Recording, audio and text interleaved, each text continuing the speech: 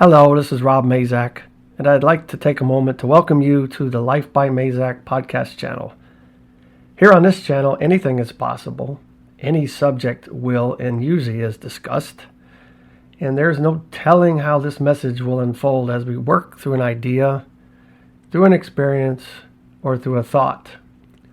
These subjects come from the vast amount of information and experience through spirit, through life lessons, and from working with a lot of other people. Scripts are never used on this channel, and the message simply unfolds as the subject is discussed. Follow along and see where it leads us, or more specifically, where it leads me. These podcasts are produced in the hopes of helping others to benefit, to grow, and to excel in their own human experience. At Life by Mazak, we work towards helping you achieve wellness for your mind, your body, and your soul using many specialized services. Services that include psychic medium and tarot readings, quantum healing hypnosis, past life regression, intuitive Reiki healing, life coaching, and many other services. If you enjoyed this podcast, please click the like button and share this with others. Our goal is to reach as many people as we can with the knowledge that is shared on this podcast channel. Well, hello everyone. I wanted to take a few minutes of your time and talk about something interesting, I guess, and depressing for some people, I guess. And it was kind of a rough day for my wife and her son today, mostly because I wasn't around to experience it. So my wife called me earlier today and said that, she had brought the cat in, our cat, that we had adopted from my daughter, about 6-7 years ago. The cat was in there for just a regular, fairly routine dental cleaning where they use local anesthesia to put animals under to do their dental cleanings, which, it makes sense because try to clean an animal's teeth without them being sedated somehow is quite an interesting experience at best. And so I got a call earlier today from my other half stating that when the cat came out of anesthesia, it meowed a few times and then his heart quit. There was no heartbeat. And the veterinarian staff tried for almost an hour to revive the cat. Did every kind of protocol that you could think of, just like protocols for humans, epinephrine and atropine and chest compressions and all this stuff, and they really couldn't actually get the cat revived. And my wife was able to get over there in a timely manner and was able to kind of love on the cat a little bit before she decided that it was time to go ahead and call it. Doesn't appear that the cat was going to come back. But when she was there with the cat and loving on it, the heart rate and the vital signs did come up periodically or for a short time. So I do believe that the cat rather, was actually able to know that its human being, its owner, was there for him and that he was able to go ahead and cross over peacefully.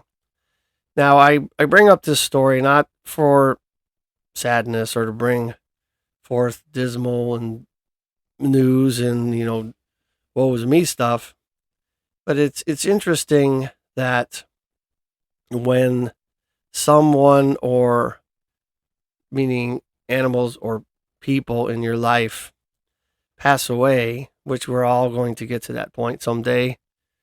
We're not getting out of this alive. We all know that it really changes your perspective. It really causes you to go inward and reevaluate your life and perhaps look back at how well you may or may not have treated that person or that animal. And it just really, it brings to light a lot of different things, and it really gets you into deep thought. it really shouldn't take that much effort or those types of things in our lives to really look at in depth how we live our life, how we treat others. It seems that it takes such big catastrophes like that for us to really think about those things and to drill down on our our purpose, our life purpose, our idea of what we should be doing, goals, ideas, dreams, regrets. All these things start to kind of roll up into your day and your thinking and your processes in your mind after an event like that happens. I am not a stranger to death. I've worked in an ICU for 10 years, not in the last several years, of course, but I have spent a long time in an ICU, and death was pretty common thing to see and experience. And after a while, you become kind of callous to it when you see it all the time, or not numb to it, or doesn't affect you as much as someone that doesn't experience it a lot. And when it happens to them, it really hits them hard, and they really don't understand why many times, or what's the purpose of someone being taken out of life. Sometimes too early, sometimes the wrong way, sometimes a bad way. Sometimes it's natural. Somebody grows really old. They've had a good life and it's just that time. But I think it really bothers people when, for example, like this cat was fairly old for a cat, 13 years old. Most animals don't, or domestic animals don't live past 15, 17 years. If you really stretch it, they don't have a really long life. So in a lot of ways, this cat was pretty old. And so that kind of makes sense. The heart fails, old cat, overweight, didn't exercise much. All it did was sit around and wait for its food. There's a lot of lessons in that, though. So when you really look at a life of a cat like that, and you wonder what the purpose of a domestic animal really is. Well, domestic animals are really here for us. Cats and dogs specifically is what I'm talking about. I mean, there's others, of course, people like different types of pets, but I'm going to speak mostly of cats and dogs because that's what I'm more familiar with. Cats and dogs, domestic animals, they tend to be that shield for us. They tend to be the one that takes on our problems, takes on our issues with the goal of preventing their humans from having to go through that experience or that energy. In other words, if someone is suffering from a disease or any problem whatsoever, that animal really wants to take that energy from you, and it'll wear it on its own like a badge of honor. It does that sacrificially. In other words, it doesn't do it with any selfish mode or idea or anything behind that effort or that act expecting to get anything back other than the fact that they admire and absolutely adore their human beings. And it is really interesting because if you want to kind of judge what the condition or the energy or energetic condition of a household is, if you really drill down and evaluate what their animals are like, what their health is like, what is going on with their animals, you can usually tell what kind of energy that these animals are having to absorb to protect their owners and their human beings. I'm not saying that's 100% accurate, but by and large, what I've experienced through my life looking at these things, it's pretty true. This cat passing away today or dying today, I guess I'd say the hard word, also brought forth a lot of interesting things. Within anything that seems bad, there's always some good. So I'm not justifying the death at all or why the cat actually decided to take the exit strategy. This crew apparently at this veterinarian place had never really been through this type of event, or most of them had not. They have not had the experience of an actual resuscitation protocol and going through that whole thing and understanding the feelings that go behind that and the struggles and the stress and all those things that go into trying to save a life. And it's very similar to how you would save a life or try to save a life for a human being. And if you have not experienced that, if you have not been there for that, you have not been part of that, it is quite a load of experience and feelings and emotions that are very difficult to process. And watching someone or something, in this case an animal, actually cross over from life to death is a very ominous experience. And it is something that you can't really put into words. Although death is just as natural as life, because that's what we're all going to end up being at some point. It is something that most people don't experience in person very often. Most of the time when somebody passes away or dies in our life, people that we know, we are not necessarily around that person or go through the death experience with them. And so it is easy in a lot of ways, or easier in a lot of ways, to accept death and the process when you're not there to feel all those powerful emotions.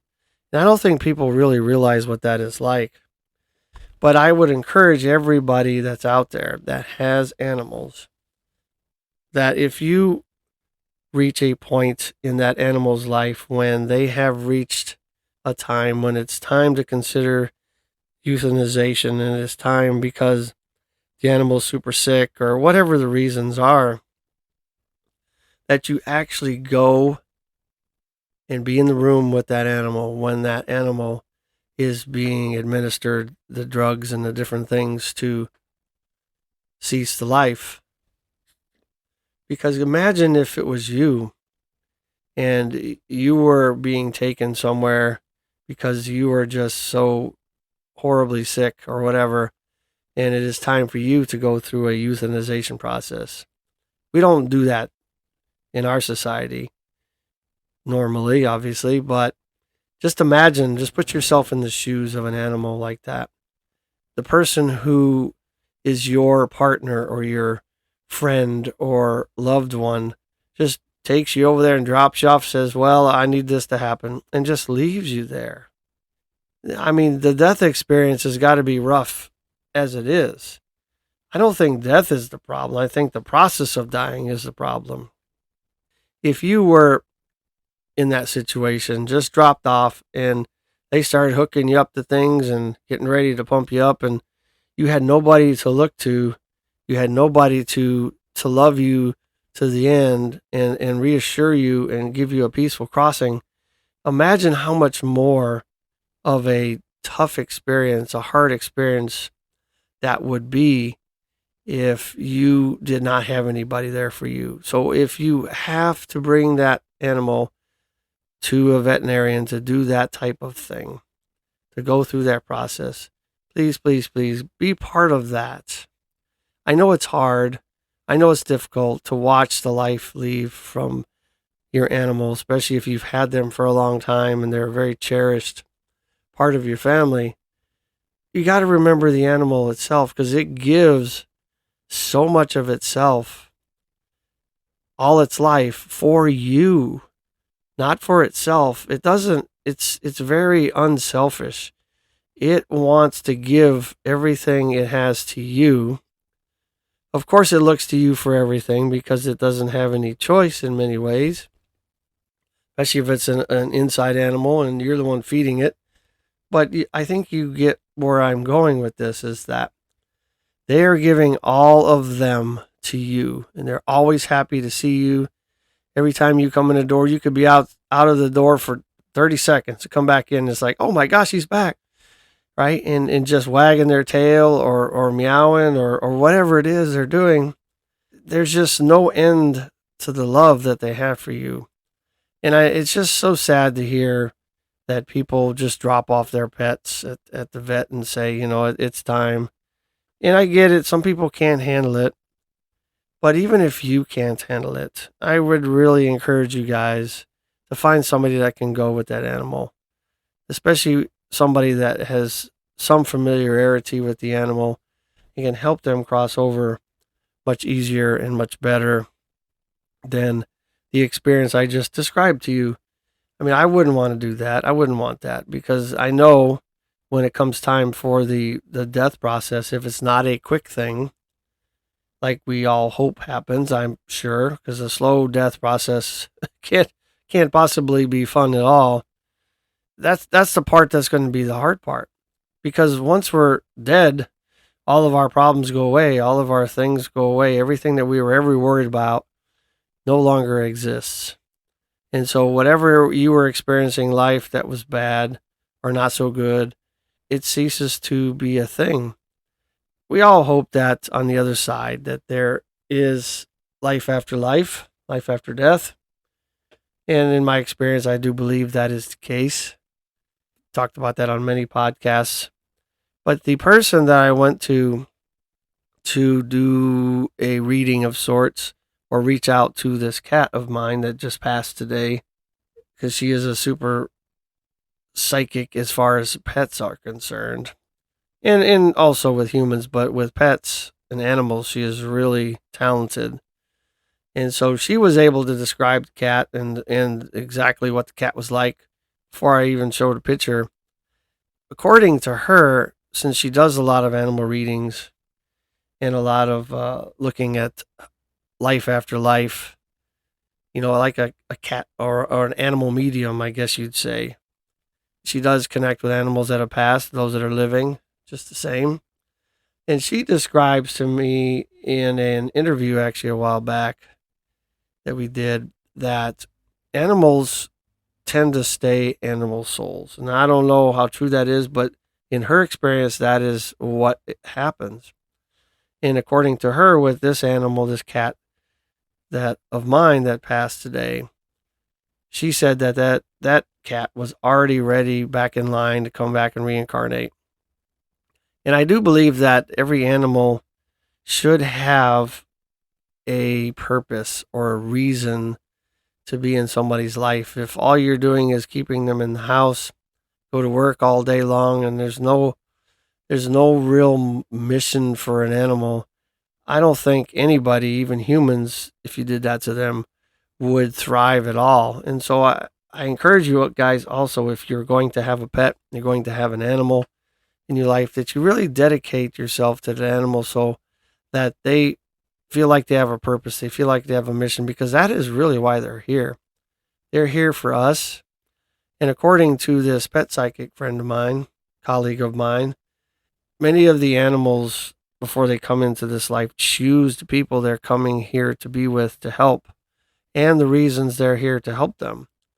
And so when you don't give them that purpose or that resolution, then that develops karma in a lot of ways, like it does in human beings. And so animals and human beings are very similar in some aspects, and that is what I wanted to kind of turn to. So in the process of looking at somebody's death, of course, we're going to look at our lives, right? And I do believe there's a lot of people out there. I know there's a lot of people out there that don't really feel like they have a purpose or a mission or any real relevant reason to get up every morning and go out there and put up with the world and to go through the struggles and to interact at work and do all the things that we need to do in this world, this reality that we live in. And I remember long ago, I was told by a former family member long ago that, from an older person, he said, you got to have a purpose and a reason to get up every day. Otherwise, one day soon you'll find that you won't wake up because you have no reason to get up. And I do believe that we should never reach a point in our lives that we fully retire and do nothing. I hear so many times people say, I can't wait to retire so I can sit on my couch and I can fish all day. and watch TV and drink beer and not go to work, you'll find that most people that reach a decent older age and then retire, they have died within a few years, especially men. Men really need a purpose.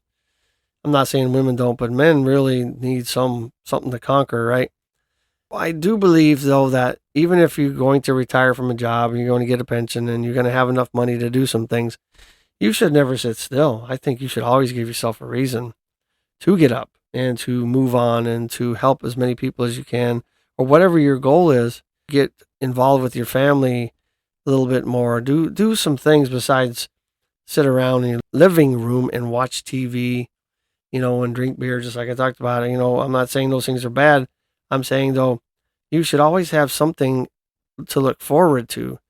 Because if you don't have anything to look forward to, then there's no real reason to do anything.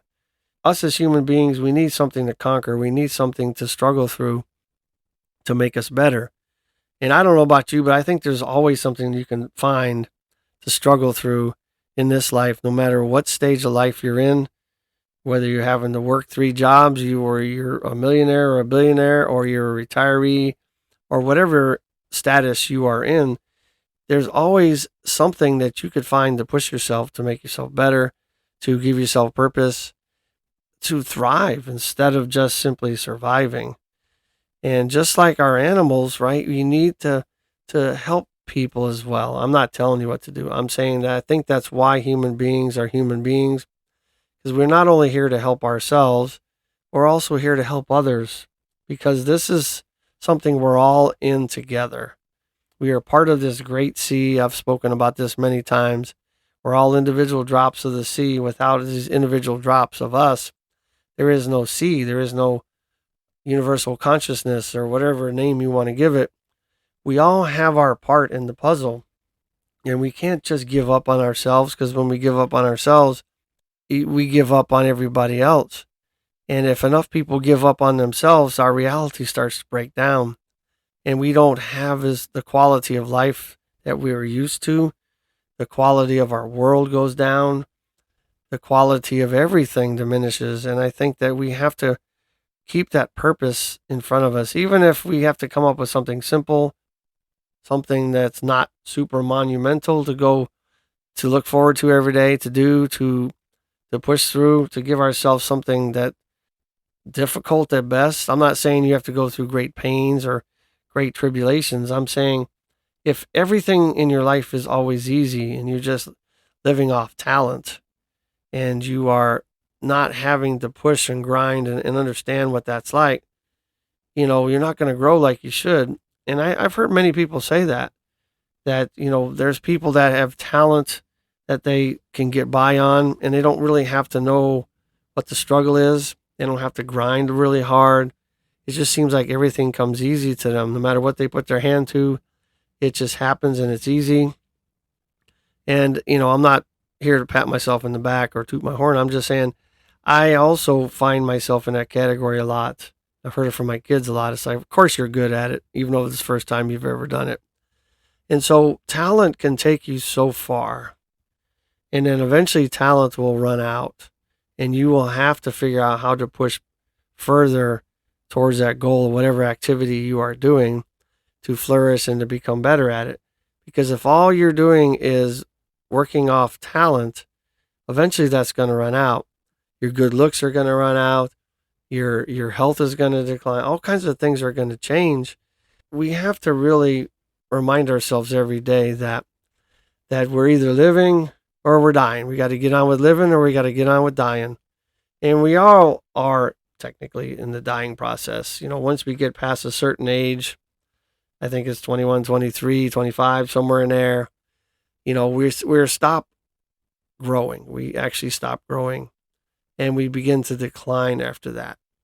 And so it is like a very, very slow form of demise that we will reach one day. We all know it's coming. And, I think if we could all change that, we would. And I imagine most people would live forever if they could. And, I'm one of those. I mean, I'm sure that I would love to know what this life was like, to have this consciousness and these memories and all this experience I've learned always in my hip pocket. But I know that's probably not the case. I'm sure that somewhere along the many lives that we live, that these memories are tucked away somewhere for us to pull from and to look at one day. And, I'm sure we go on and live other lives. However, I wanted to circle back to the beginning, right? Death is a part of life. We are, in a lot of ways, lucky enough to die, because if we lived forever, if that's what really life was like, if there was no end to anything, what would be the purpose or the urgency to ever get anything done or to do anything? There really wouldn't be much in a lot of ways, because we know we'd have an eternity to do whatever. We don't have to be in a rush. We don't have to be pressing on anything. We don't have to struggle. We don't have to do anything. We could sit on our butts, get to be 500 pounds, eat anything we want, and know we're still going to be around and live forever. I think that having an expiration date, which we don't know what it is actually a very helpful thing in a lot of ways. I'm not saying that I'm in a hurry to die. Nobody's in a hurry to die. Everybody believes there's an afterlife or something that happens after this. Most people do anyway. But nobody's in a hurry to test their theory or to try it out. I don't blame anybody, actually, because we really, really never know. And so why we are here, why we are living, why we are part of the living, why we wake up every day, we should be putting effort into something, some things, trying to develop a purpose for ourselves. Because I hear all the time, especially when people come for hypnosis and regressions and things, it's like, I want to know what my purpose is. The answer that comes through most times is your purpose is what you want it to be. And so you have to decide what that is. And let's not end our life on a bad note, knowing that all the good stuff is still left inside of us. And we actually tried and strove towards actually reaching some goals and some dreams and some things that were built into us, that we actually gave it the good old college try. And if we don't go to our graves with all them dreams staring at us with angry eyes, saying you could have brought us to life, and here we go, we have to go to the grave with you. That's not my saying, but I like it. It makes a lot of sense. And I don't know what that is for you. It's different for you. It's different for me. Everybody has their own ideals about what life should look like for them. But do not settle, people. Do not settle for a limited life, because there is no such thing as a limitation on what you can do, what you can have, what you can become.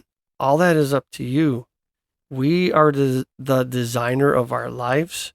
We are the ones that actually get to make that happen. The problem is most of us don't make that happen. And a big part of that is because we don't know what we want to happen. So start with something, even if it's small. Make it happen, and quit sitting around waiting for somebody to come in and save you. We're waiting on our Savior to come in. The Savior is you. You are the Savior. You are the one that is there for you. You're the one that's returning for you. Do yourself a favor and become all you can be, everything you want to be, and have everything you want to have. I encourage you guys to go to my website. On there, you will find services, products, blogs, links to all my podcasts, all kinds of things. And that website is lifebymazak.com, lifebymazak.com. And I really look forward to working with you guys, hearing from you, because anytime you help somebody or work with somebody, you also learn. And so when everybody learns, this reality, this world we live in becomes a much better place. Everybody becomes better for it. And I look forward to hearing from you. Stay strong and live your life.